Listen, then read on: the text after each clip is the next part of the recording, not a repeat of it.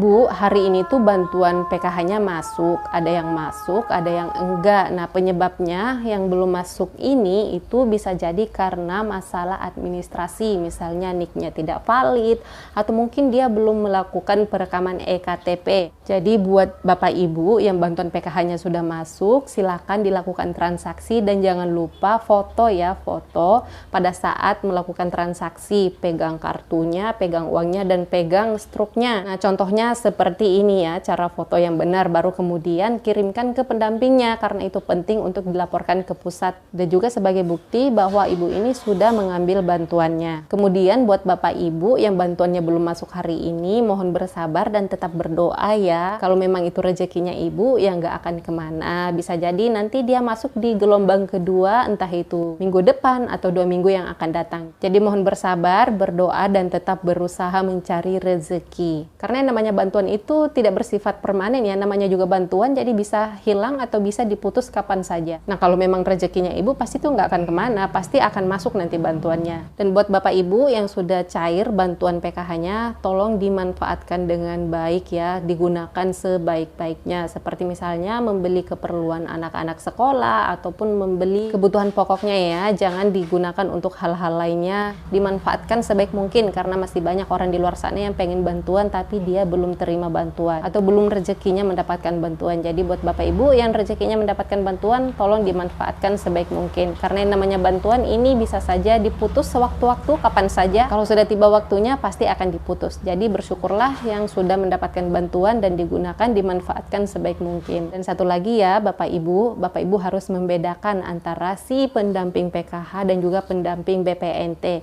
Kalau pendamping PKH ini yang dia urus adalah uangnya, bantuan PKH-nya. Tapi kalau untuk bantuan BPNT ataupun beras dan juga telur atau sembako-sembako lainnya, itu yang mengurus adalah pendamping BPNT-nya, yaitu TKSK-nya. Jangan masalah beras tidak masuk, yang dihubungi, yang ditanya, itu pendamping PKH-nya. Ya jelas ibu tidak mendapatkan jawaban, tapi malah diarahkan ke pendamping BPNT-nya. Jadi Bapak Ibu harus tahu membedakan antara pendamping PKH dan juga pendamping BPNT.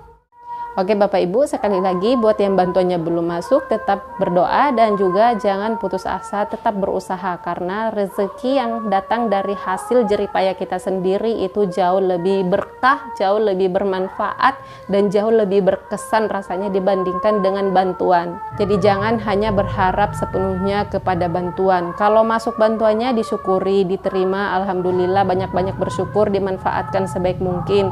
Tapi apabila bantuannya tidak masuk, ya tunggu, bersabar dulu, bisa jadi nanti di gelombang berikutnya akan masuk, entah itu mungkin seminggu yang akan datang atau 2 minggu yang akan datang. Kalau memang diputus ya berarti rezekinya memang sudah sampai di situ aja. Ya mungkin rezeki Bapak Ibu jauh lebih banyak di luar sana selain dari bantuan PKH ini. Ya saya juga mendoakan seperti itu ya, semoga Bapak Ibu yang bantuannya tidak masuk di tahap ini dan diputus bantuannya karena ada hal-hal tertentu, semoga rezekinya semakin lancar dan semakin banyak dari arah yang tidak disangka-sangka, dari jalan yang lain, bukan hanya dari PKH saja.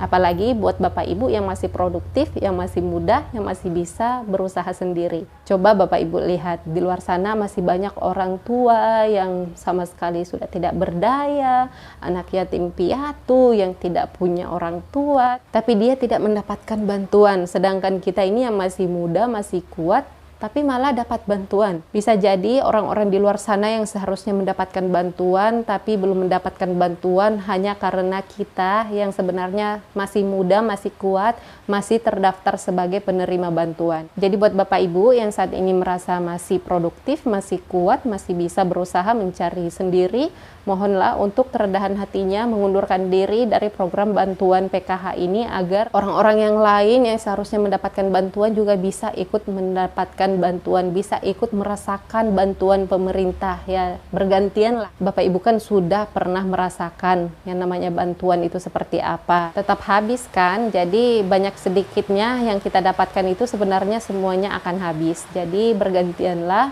untuk masyarakat yang lainnya, Bapak Ibu yang lainnya yang belum mendapatkan bantuan agar dia juga bisa merasakan mendapatkan bantuan. Oke, Bapak Ibu jangan marah ya, saya di sini hanya memberitahukan apa yang seharusnya saya sampaikan kepada Bapak Ibu semuanya. Saya rasa Bapak Ibu yang menonton video ini juga berhati besar dan mau berbagi, mau ikut membantu orang-orang yang lain yang belum mendapatkan bantuan.